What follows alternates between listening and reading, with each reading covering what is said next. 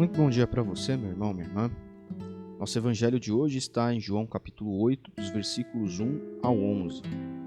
E aqui temos o famoso episódio em que mestres da lei e fariseus, líderes religiosos, então, pegam uma mulher e levam essa mulher até Jesus, dizendo, acusando-a de ser adúltera.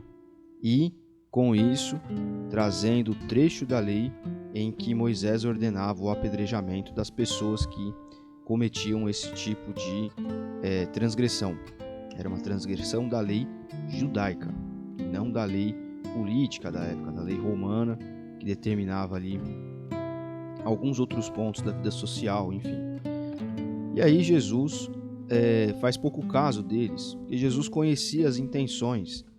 Jesus, apesar de ser Deus, muitas vezes ele não conhecia o coração das pessoas apenas com o seu poder divino de saber o que aquelas pessoas pensavam, e sentiam de fato.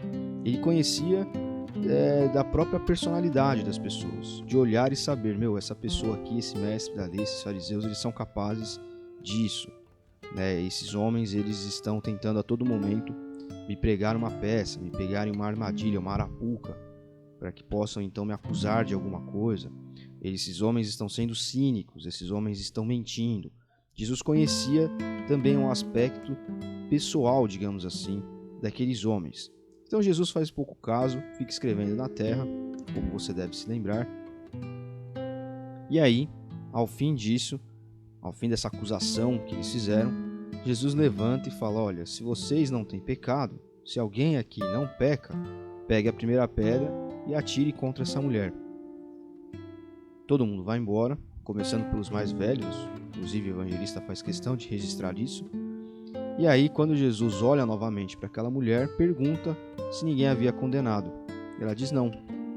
E a resposta de Jesus ela é muito interessante. Nem eu.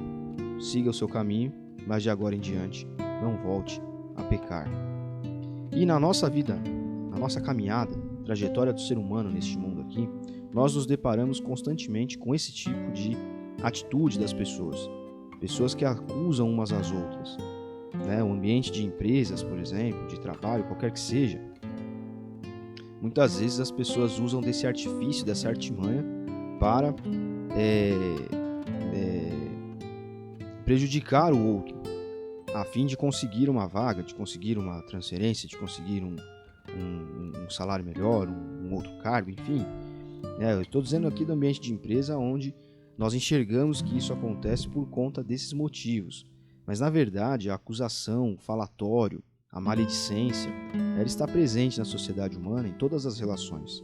Nas relações familiares, nas relações de trabalho, de empresa, enfim, como nós estávamos falando. E até mesmo fora disso, nas relações de lazer.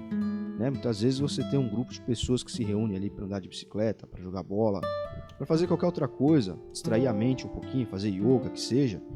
E ali pode acontecer, isso também acontece na academia e inclusive dentro da igreja. Só que em cada lugar isso acontece dentro do seu contexto, é claro. Dentro da igreja, geralmente isso acontece justamente no que nós estamos vendo aqui. Casa, com isso que nós estamos vendo. É uma acusação porque, fulano peca, você sabia que ciclano fez tal coisa. E daí aparece a fofoca, e da fofoca aparece, da maledicência aparece a fofoca, da fofoca aparece a acusação, e da acusação aparece a dissensão, aparece a fragmentação. E isso não é bom. Jesus, quando veio a este mundo aqui, nos deu o exemplo, e o exemplo está aqui nesse texto. Olha, eu não te acuso. Eu, que sou o Redentor, que sou o Messias, que sou o Salvador, eu não acuso você. Apenas vá e procure não errar novamente. Por quê? Porque se você errar novamente, você dá margem para que essas pessoas falem novamente. São questões lógicas. As pessoas falam, então você não peque nunca mais. Não temos como não pecar mais. Nós somos falhos, nós somos seres humanos. Mas, dependendo do pecado que a pessoa comete, é um pecado que a expõe. E uma vez que ela está exposta, ela também está exposta ao falatório. Isso é uma questão lógica, não é uma questão doutrinária. Então, olha, vá e procure não pecar mais. Vá e procure não fazer isso novamente. Porque se você fizer, você corre o risco de novamente ser atacada, ser abusada, ser acusada. E é nesse caminho que nós devemos seguir. Olha, procure não errar novamente. Principalmente você que me ouve e é um líder, é um pastor, enfim. Procure pastorear as pessoas de fato. Procure auxiliar as pessoas, não empurrá-las para o buraco.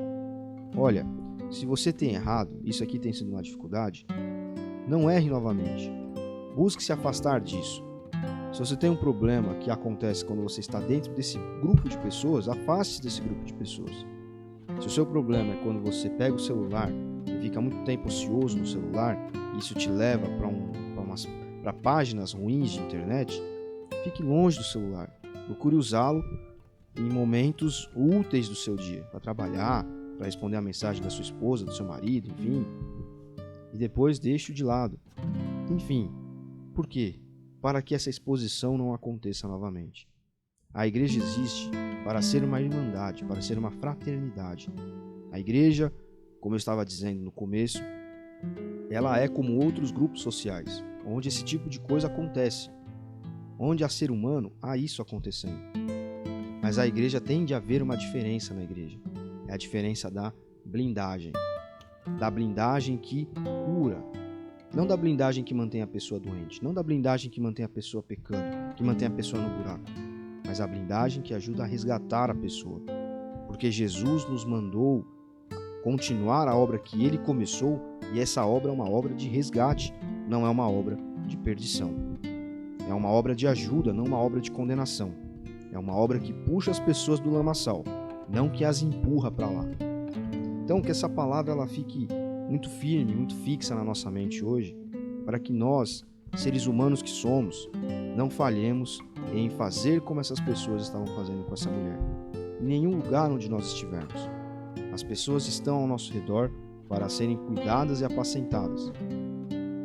Muitas vezes, fora da igreja, nós também temos uma função a cumprir para com as pessoas. Mas, sobretudo, internamente, que nós possamos trabalhar, qualquer que seja a igreja que você faz parte, para blindar a pessoa no caminho da cura, no caminho da libertação do pecado. Deus abençoe você. Até amanhã.